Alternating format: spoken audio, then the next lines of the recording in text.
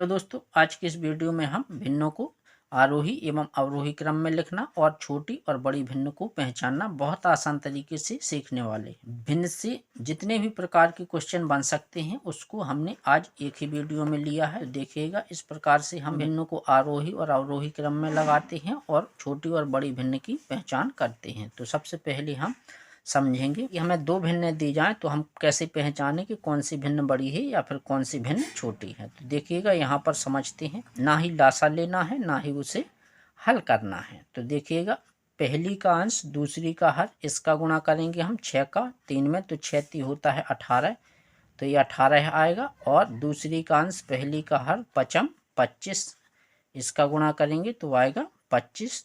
तो देखिएगा, 25 बड़ा है कि 18 बड़ा है, तो स्वाभाविक सी बात है कि 25 बड़ा है, तो ये भिन्न कैसी हो गई? बड़ी। तो ये भिन्न हो गई बड़ी, तो इस तरफ करेंगे मुँह बड़ा। अब देखिएगा, इसी प्रकार से 2/3 से हमें बताना है 1/4 छोटा है कि बड़ा है।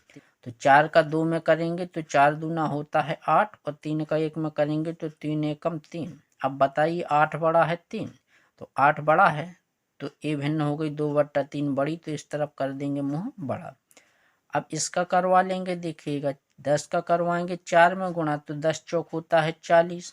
5 का करवाएंगे 8 से गुणा, तो 8 पन होता है 40। तो ये दोनों भिन्न कैसी हैं? ये दोनों भिन्न बराबर हैं, तो इसमें हम लगा देंगे बराबर।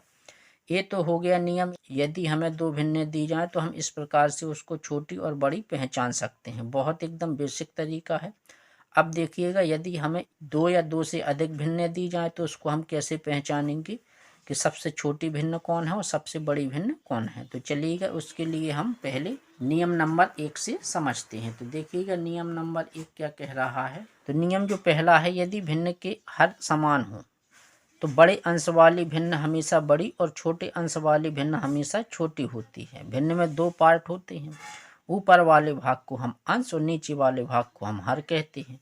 तो ये सब हर कैसे हैं? समान है। यदि भिन्न के हर समान है, सभी के हर 5 हैं, तो अंश को देखकर हम बता सकते हैं कि कौन सी भिन्न बड़ी होगी, कौन सी भिन्न छोटी होगी। तो सबसे छोटा अंश है वह है 1, तो ये भिन्न सबसे छोटी होगी। और जो सबसे बड़ा अंश है वह है 6, तो ये भिन्न होगी सबसे बड़ी। यदि हमें आरोही क्रम में लिखना है या फिर अवरोही क्रम में लिखना है, तो आरोही क्रम में हम इस प्रकार से लिखेंगे। आरोही क्रम में किसी भिन्न को लिखना है तो उसको कहते हैं बढ़ते क्रम। तो पहले सबसे छोटी भिन्न 1/5, फिर इससे बड़ी भिन्न 2/5, फिर इसी प्रकार से तीसरा भिन्न 3/5, फिर लिखेंगे हम 4/5, और फिर सबसे लास्ट में लिखेंगे सबसे बड़ी भिन्न 6/5। तो इस प्रकार से भिन्न को आरोही क्रम में लिखा जाता है। और यदि अवरोही क्रम में लिखना हो तो अवरोही क्रम को हम इसका जस्ट उल्टा लिख देंगे। अवरोही क्रम को लिखना है तो हम इस प्रकार से लिखेंगे कि सबसे पहले बड़ी भिन्न 6/5, फिर उससे छोटी, फिर उससे छोटी, और इसी प्रकार से हम सबसे छोटी भिन्न को सबसे लास्ट में लिखेंगे।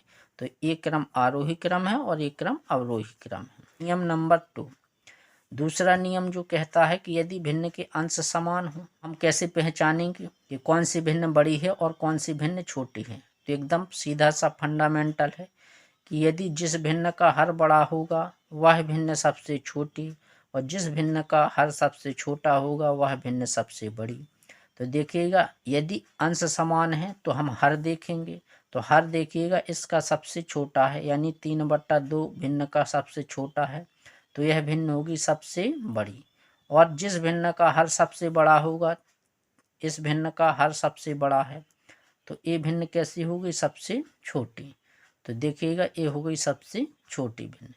यदि अंश बराबर हैं तो हम इस प्रकार से बना लेते हैं। अब देखिएगा, यदि अंश और हर दोनों अलग अलग दिए जाएं तो हम किस प्रकार से बनाएंगे, तो उसका भी एक नियम होता है। यदि अंश और हर अलग अलग हैं तो कैसे पहचानेंगे, तो हम अंश और हर का अंतर निकालेंगे। यदि अंतर उनका समान है तो हम फिर बता सकते हैं कि कौन सी भिन्न छोटी है और कौन सी भिन्न बड़ी है। तो देखिएगा, 3 और 2 में 1 का अंतर है, 4 और 3 में भी 1 का अंतर है, और 2 और 1 में भी 1 का अंतर है, यानी 6 में से 5 घटाएंगे तो इसका भी अंतर 1 है। यदि अंतर समान है तो बड़े अंश वाली भिन्न बड़ी और छोटे अंश वाली भिन्न छोटी होती है। तो सबसे बड़ी भिन्न कौन सी है? 5/6। और सबसे छोटी भिन्न कौन सी है? 1/2।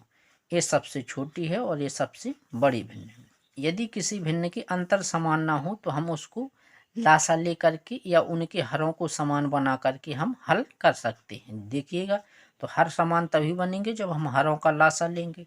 तो 3, 2, 4 का लासा निकल के आएगा, वह आएगा 12, क्योंकि 12 वह संख्या है छोटी से छोटी जो 2 से भी और 3 से और 4 से पूर्णतः विभाजित है।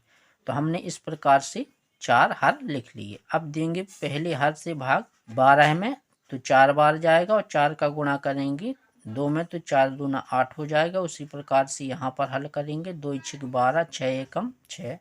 4 का भाग देंगे 12 में, तो 4 × 12, 3 बार गए तो 3 से गुणा करेंगे, 3 7 21, और 3 का भाग देंगे 12 में, 3 चौके 12, 4 से गुणा करेंगे अंश में, तो 4 एकम 4। अब जिस प्रकार से पहला नियम था वही नियम यहाँ पर लागू होगा कि यदि भिन्न के हर समान है तो बड़े अंश वाली भिन्न बड़ी और छोटे अंश वाली भिन्न छोटी होती है।